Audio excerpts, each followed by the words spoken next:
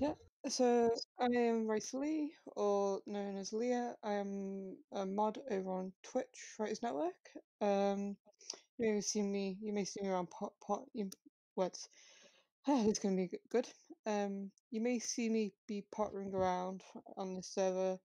So yeah, today's piece is from my Revelations book.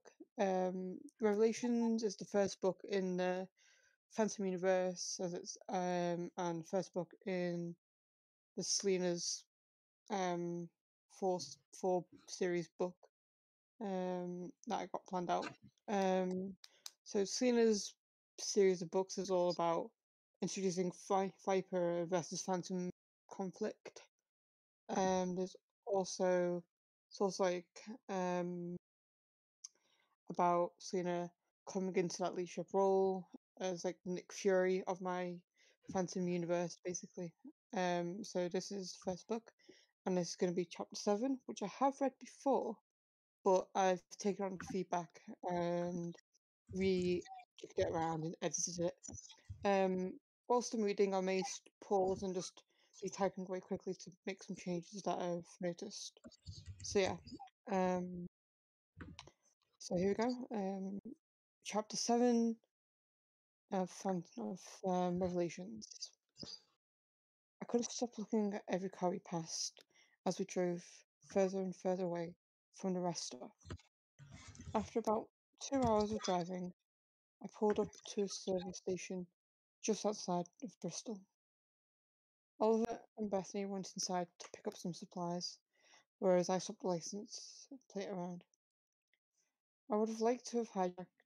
I would have liked to hijack another car, but that would bring unneeded attention. With the plate changed and the pair not back yet, I racked my brain for somewhere we can go. I didn't want to risk another rest stop again after this morning's wake-up call. The attack also ruled out most conventional methods, as there was no telling how far Phantom could reach. "Where to now?" Bethany asked when our pair returned. She was clutching a bottle of Pepsi, whereas Oliver had a full-looking bag.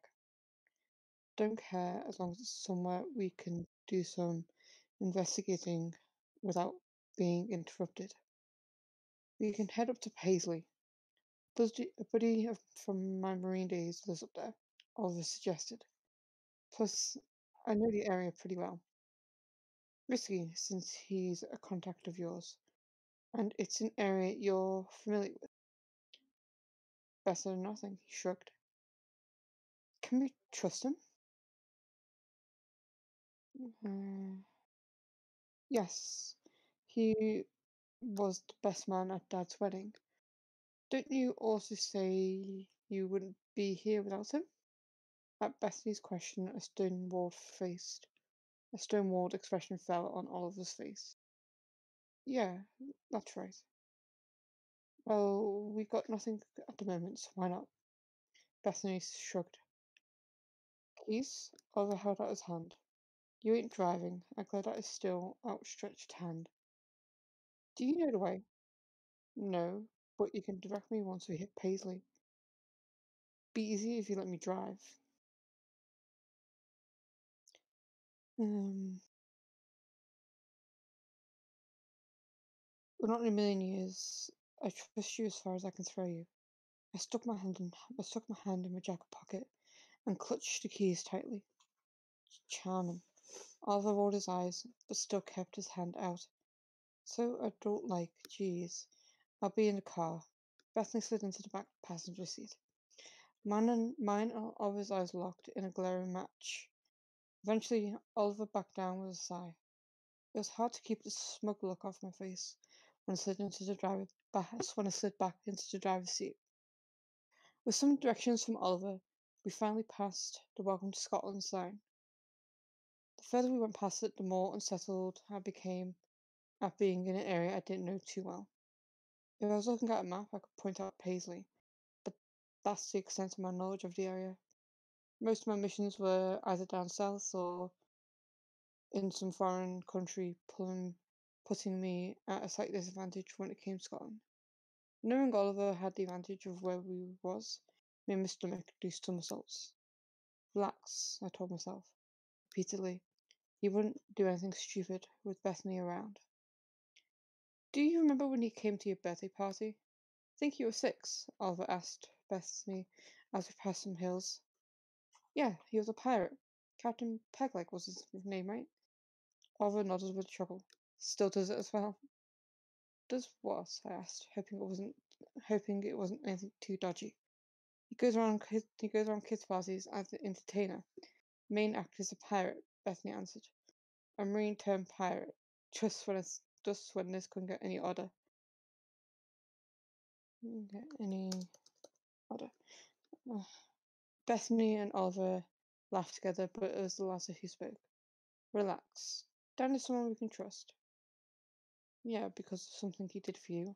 Gave Oliver a pointed look, hoping for an answer. He didn't say anything further, aside from giving me directions. With continued direction from Oliver, the drive thankfully didn't take much longer, about an hour or so. We pulled up to a plain-looking house that, unlike the previous place we stayed in, was squeaky clean to the point I assumed Dan might have OCD. Though I suspect it wasn't that, but a habit he picked up during his marine days. I followed the pair up the well-swept concrete pathway that led to a porch. To the left of the stairs, I noticed a ramp. Was Dan in a wheelchair? That would explain all of his guilt. As I got to the steps, I couldn't help but look out for a viper. I forced myself to relax, knowing there was no way they would have tracked us here already. Better let me do the talking, giving away his wording, Oliver suggested as he reached for the doorbell. I made a face, but kept quiet. He pressed the buzzer, and a few seconds later, the door swung open. Stood in the doorway was a slightly overweight man dressed in a tank top and shorts that revealed a prosthetic leg. Upon seeing that, all my confusion about his nickname was cleared. If it were me, I would be slightly insulted by the nickname, but I guess army boys be army boys. Ollie, haven't seen you sorry ass in for a while. He pulled Oliver into a manly hug, which he returned. What brings you to my up? What brings you up to my neck of the woods? Long story. Oliver sighed. All right, well, come on in. Well. Right, well, come in. Say, who's the lady? Pass that long story, I replied as we stepped into the plain-looking hallway. There was just there was just a wall-mounted coat hanger in the hallway with some shoes at the foot of it. Next to the coat hanger was a staircase. Hold up, what did I teach you, Beth? Dan grinned just as Bethany stepped into the doorway. Bethany rolled her eyes and gave a half-hearted salute. Missions to become a board captain? Mission Permission granted, you scurvy billrat, Darren replied, putting on a stereotypical parrot accent, making me cringe. I'm not 6 anymore, you know. Bessie shook her head and with a sigh as she hung up her jacket before heading towards the kitchen. I know, but still gotta practice, Dan chuckled, shutting the door behind him. I followed the duo into a plain living room that just had the basics in, though there was a couple of picture frames hanging above the fireplace. Both pictures being of Dan and a unit of soldiers in different environments. It was hard not to laugh seeing a buzz-cut Oliver again. He did not suit that style at all. The living room opened up to the kitchen by an open arch doorway. The kitchen also seemed to double up as his dining room. The kitchen/dining room was equally plain and just had the basics in it. So, Dan prompted once we were settled into the room. Well, and Oliver launched into what happened. It took some self-control not to say something when Oliver began to talk about my dad, but I kept my mouth shut, knowing that that would help any chances of staying here for a while. To my surprise, Dan didn't interrupt. He only nodded and listened, though he did give me a wary look when Oliver mentioned who I was and who I worked for. Once Oliver finished explaining, a sympathetic look spread across Dan's face. Man, I'm so sorry about Hannah.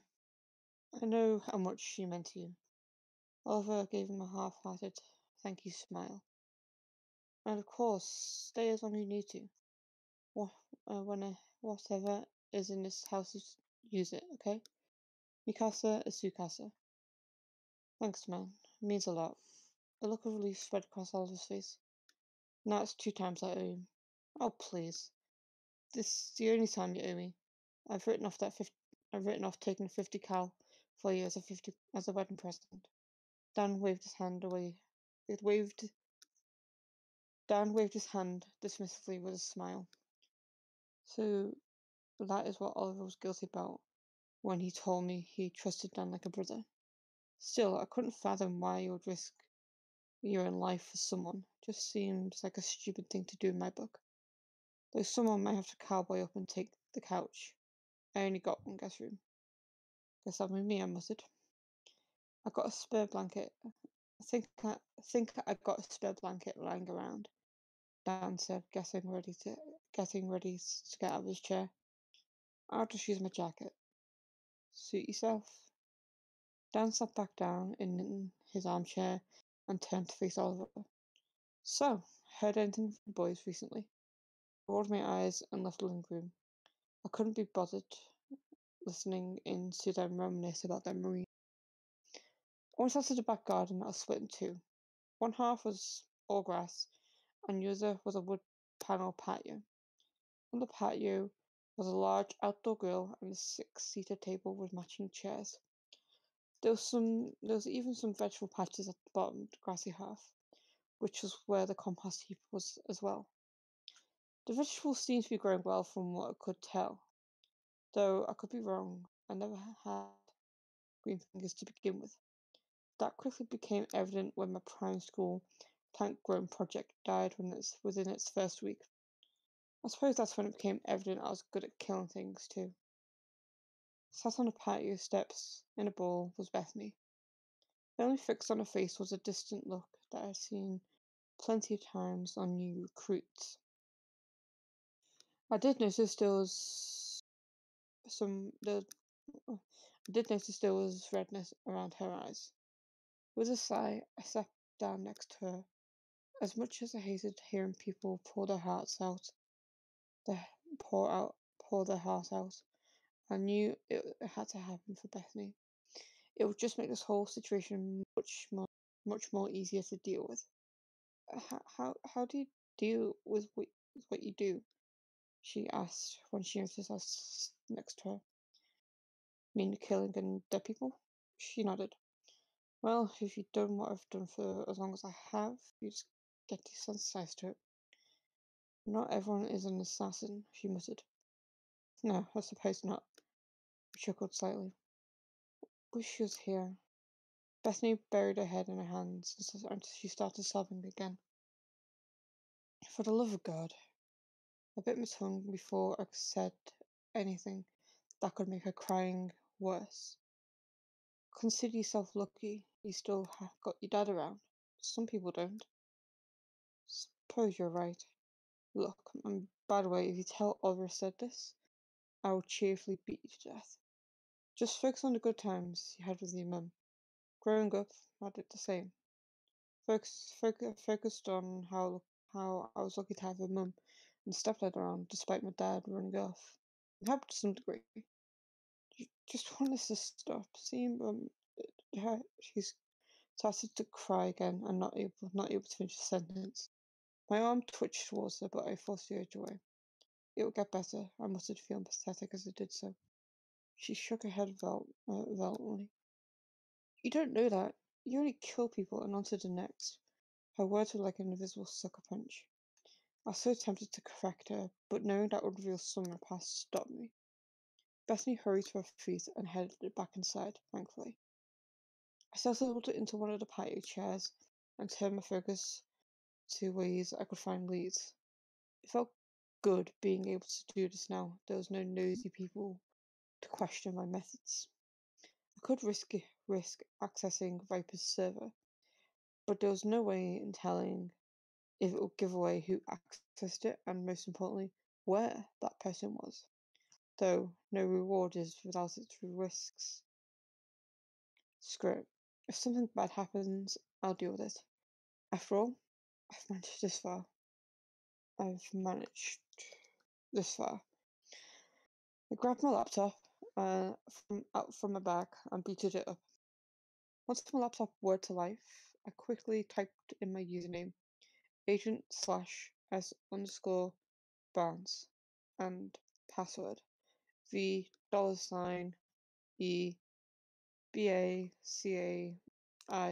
before hitting enter. Surprisingly, my access hadn't been revoked yet. I gave it a day or two before Viper put it off. I drummed my fingers against the arm of the chair, thinking what I could search. Eventually I typed out Phantom/any in the search bar before hitting enter. A microsecond later, unauthorized access to this information. Please check your security clearance window popped up. I found out the screen. I brought out Chris's phone and ran the same search. This time, the search went through, but nothing came back. God fucking damn it. I flung the phone onto the table and sighed. Who the fuck or what the hell is this phantom? The wood panels of the patio creaked. I spun around to face the cause of the noise whilst reaching for my gun. Relax. Just me, Oliver said, raising up 2 beer bottles that were open. I wrenched my hand away from my gun and settled down in his chair. Here, he held out one of the bottles. I blinked in surprise. At the act of kindness, but the surprise quickly turned to weariness. I had been burnt way too many times by acts of kindness, to the point I didn't even treat them as such. Wanting to avoid any argument, I took the non-profit bottle, which made Oliver chuckle. Relax, I haven't poisoned it. I gave him a skeptical look. With a sigh, he took a long sip from his drink. Excuse me. I gave it a couple of seconds before taking a sip myself. Want anything to eat? Nah, I'm good.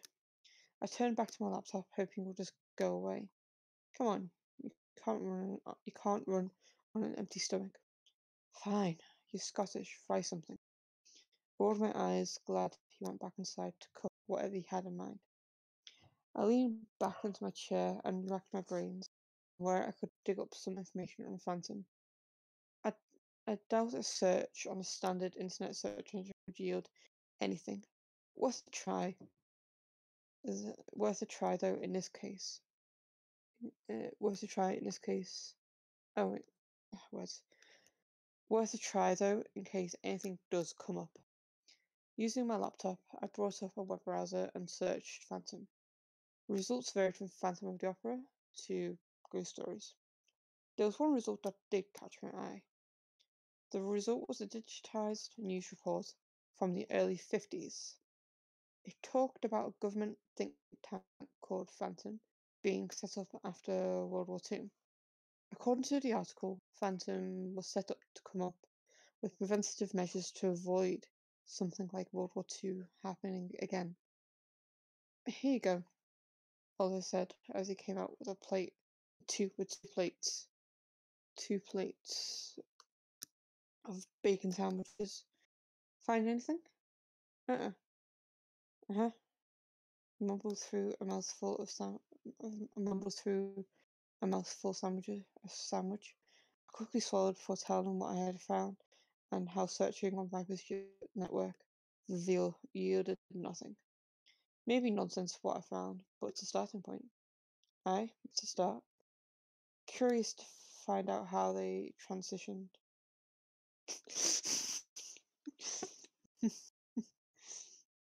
Aye, it's a start. Curious to find out how they transitioned from being a think tank to whatever it is they are now.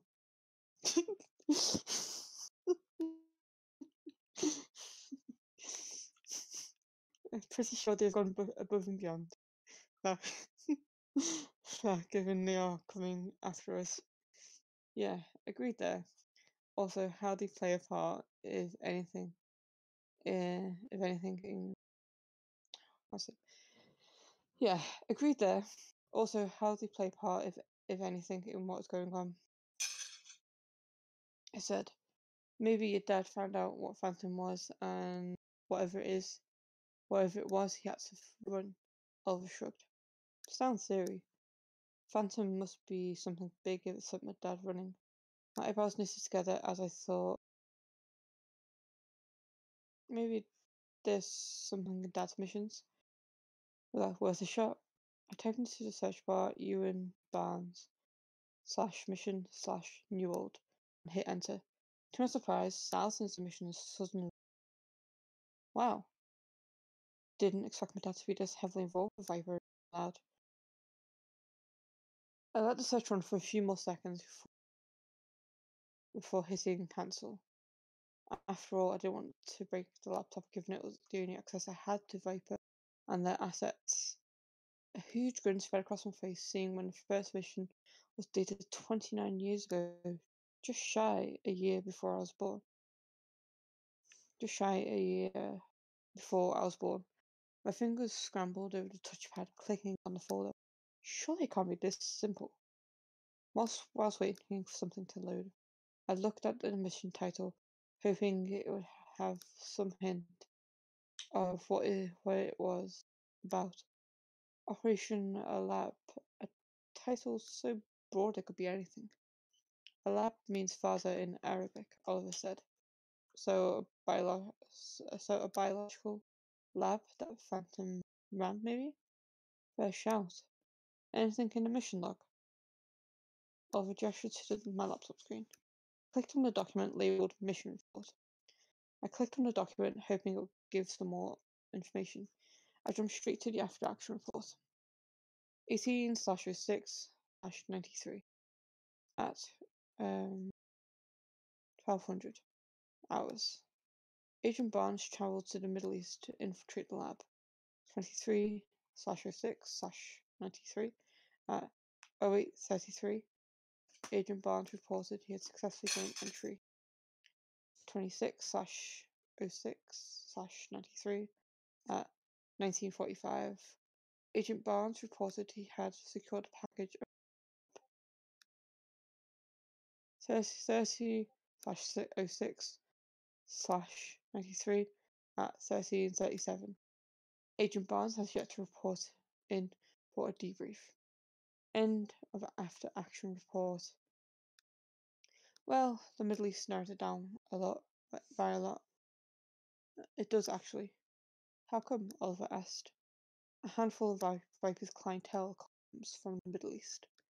So there are some countries there we don't run missions in. Clientele being just your run-of-the-mill terrorist cells and sometimes all barons wanting to screw over the competition. Gotcha. Is there anything further down? The summary is pretty vague. Taking his suggestion, I scrolled back up, only to hit a wall of redacted information. There still was here and there, but it was nonsense given how much was blacked out. Fuck. I clicked on the redacted information only for a pop-up window to appear. It read, unauthorized to access this information. Please check your security clearance. Here, let me. That gave me a chance. Oliver reached over and spun the laptop to him. He started typing and clicking away to the point I was completely clueless as to what he was doing. I should have paid more attention in Tech 101 class. Want to fill me in? Oh, yeah, sorry. I'm uploading a program I acquired a couple of years ago. It cracks redacted information by placing words to fit around what is already there. It's hit or miss a lot of times, but it's something at least. Acquired? I gave him a skeptical look. A guilty look flashed on his face. Hacking is a side gig of mine. Only white hat hacking mind. Of course, white hat hacking. Wouldn't want to upset your moral compass before my eyes. Oliver made a face. Should take about an hour or so given us how much there is. Set it so we get notified when it's done. We leaned back into our chairs.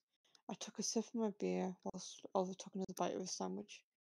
As I waited for the program to finish, I couldn't help but ponder if this research was necessary. It was finding out why, not finding out where my dad has gone. The why can be asked later. We do find him. The longer we took research on the why, the further away my dad gets away, which makes it harder to find him. I heard these thoughts to Oliver, who nodded and said, "Sure, but wouldn't it be easier finding out why, so we know what we are getting ourselves into?" Yes, like I said, the why can come later. All we're coming up with is series that could be wildly. Finding my dad and getting some answers from him would be better. But will we get the truth though? He could just lie about what happened. But he may not. We just got to take that risk. Okay, well, any ideas on where to find your dad? I took a brief moment to ponder. That journalist, Jason something. Ford. Yeah, that's it. He would be a good starting point. Maybe he knows more than he lets on. Well, his office is back in London, Oliver said. I can call in the morning for then we can go. Sure, sounds good. My laptop made a beeping sound. Program is done. Want to take a look?